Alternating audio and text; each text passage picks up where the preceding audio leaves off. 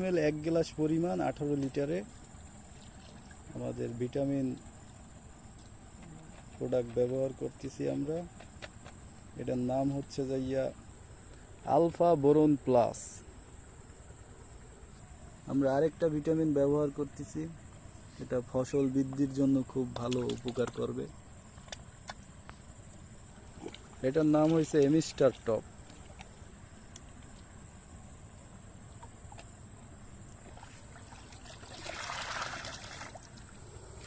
আমরা স্প্রে করার জন্য প্রস্তুত।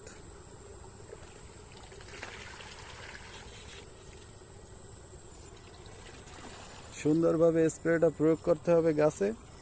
গাছে প্রয়োগ করার পরে এটার